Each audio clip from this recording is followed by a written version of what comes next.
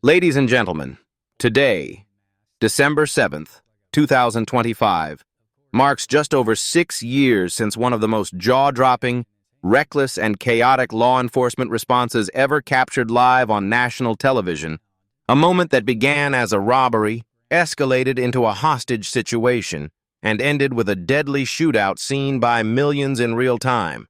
And tonight, we're not revisiting this story for shock value or views, but because remembering it matters, because accountability matters, and because the people caught in the crossfire deserve more than silence. December 5th, 2019. Coral Gables, Florida.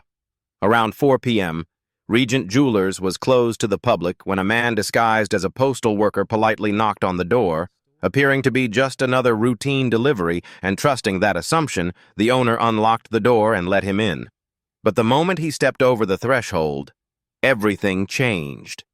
He dropped the packages, pulled out a suppressed pistol, and immediately established control by firing a round into the floor, a shot that ricocheted and skimmed past an employee's head by mere millimeters, nearly turning a warning into a fatality. The gunman was later identified as Ronnie Jerome Hill, and under threat, employees were forced to fill a bag with high-value jewelry while he barked orders. Once the bag was full, Ronnie fled out the back door where his accomplice, Lamar Alexander, waited in a rented U-Haul van ready for a fast escape. But as Ronnie ran, the store owners, armed and unwilling to stand by, retrieved their own firearms and opened fire, striking Ronnie and shattering the van's rear window in the process. What neither suspect realized was that the store's silent alarm had already been activated, meaning law enforcement was already mobilizing. Sirens were closing in fast, and a chaotic chain of events had just begun, one that would soon escalate into a chase, a hostage situation, and one of the most reckless police responses the country would witness live. With Ronnie wounded and their getaway van compromised, panic began to take over, and the plan shifted from calculated to desperate as they searched for another vehicle. About a mile and a half away, 27-year-old UPS driver Frank Ordonez was out on what should have been a routine workday, his first full day on a new route after completing training just the day before. Unaware that fate was steering him directly into danger, surveillance footage shows Frank doing exactly what he was hired to do, calmly walking a package to a doorstep, scanning it, and returning toward his truck, never knowing it would be his last delivery. Seconds later, Ronnie approaches, forces his way into the UPS truck, and takes control while Lamar positions the stolen truck as their new escape vehicle. And in that moment, Frank becomes a hostage. Not because he resisted, not because he was a threat, but because he was simply in the wrong place at the wrong time. A nearby resident witnesses the hijacking in real time and immediately calls 911, reporting exactly what they saw. A UPS truck taken by armed suspects, setting off alerts through multiple agencies and escalating the situation from robbery to armed kidnapping, shifting the response from local patrol to a multi-jurisdiction emergency that was now unfolding at highway speed. It takes Miami-Dade police approximately 25 minutes to locate the hijacked UPS truck.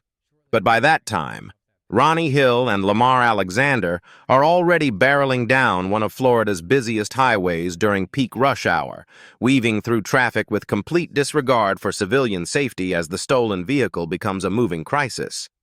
Officers attempt a standard traffic stop, lights flashing and sirens blaring, but the suspects refuse to comply, escalating the situation instantly into a high-speed pursuit, and almost immediately, gunfire erupts, shattering the illusion of a controlled police response. News helicopters converge on the scene, capturing every second live, broadcasting a terrifying chase to viewers across the nation. And as the pursuit intensifies, over 50 police vehicles from more than 5 different agencies join the swarm, sirens, horns, and the chaos of coordinated yet chaotic response filling the air. Traffic ahead begins to bottleneck.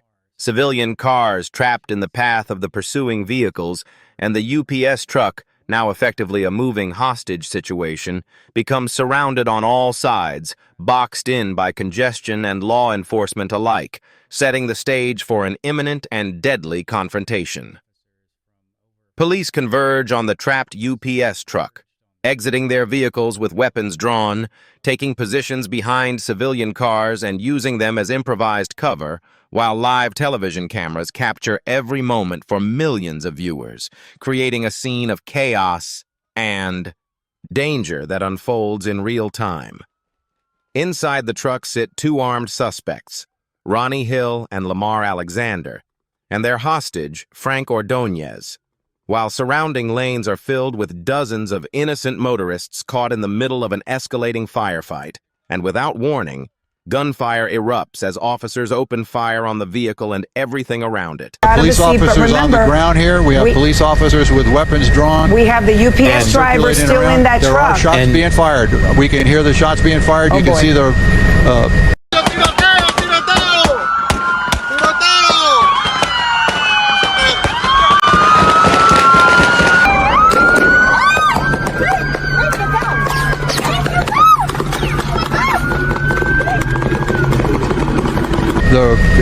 yes. Gunfire there coming. We see the gunpowder.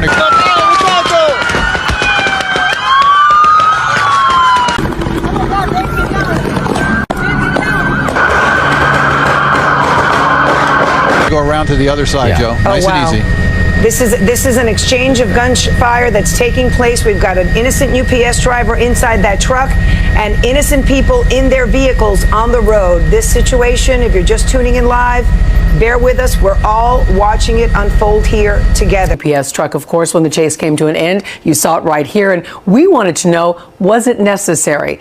And Local 10 News reporter Christina Vasquez is live with some of those answers to our questions. The public's reaction to yesterday's shootout was swift on social media. Some users claiming the officers involved acted recklessly. Here's Miami-Dade Police Department Director Juan Perez. No one got up in that morning yesterday and decided that they were going to take two innocent lives. We don't even know whose round struck them right. Unleashing a relentless barrage that continues for 25 seconds and results in over 200 rounds fired, bullets striking the UPS truck, surrounding vehicles, and tragically, the people inside. Both suspects are killed instantly in the hail of gunfire. The hostage, Frank Ordonez, is fatally struck despite posing no threat, and a 70-year-old bystander, Richard Cutshaw, sitting in his car at the intersection, is also killed, demonstrating the catastrophic consequences of uncoordinated, reckless law enforcement actions broadcast live for the world to witness. The aftermath of the shootout ignited immediate and widespread public outrage as footage circulated showing officers taking cover behind civilian vehicles, firing indiscriminately in a crowded intersection, and exhibiting a complete lack of coordinated tactical planning, a display that many described as reckless and unprofessional, and that sparked nationwide debate about police accountability. Officials initially defended the response, framing it as a split-second decision under extreme pressure made in the midst of a rapidly evolving crisis. Yet a thorough investigation by the Florida Department of Law Enforcement would later reveal stark and troubling facts. Every fatal shot that struck Frank Ordonez and Richard Cutshaw came from police firearms. The suspects had not killed anyone, and 4 officers alone were responsible for 90 of the 200 rounds fired that day. A disproportionate contribution to the violence, ultimately leading to manslaughter indictments against the officers directly involved.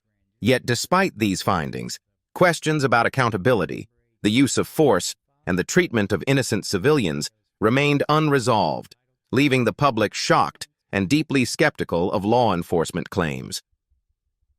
One officer, Jose Mateo, invoked Florida's Stand Your Ground defense, claiming he fired in response to perceived armed threats during the chaotic chase and shootout. And in a controversial ruling, the court accepted this argument and dismissed his manslaughter charge, a decision that sparked immediate debate over the limits of self-defense when innocent civilians are killed. Prosecutors have since filed an appeal, asserting that stand-your-ground immunity should not protect officers whose actions directly resulted in the deaths of hostages and bystanders. while the other officers involved continue to face ongoing criminal cases. Multiple civil lawsuits remain unresolved and stalled by legal delays and the lingering effects of COVID-era backlogs.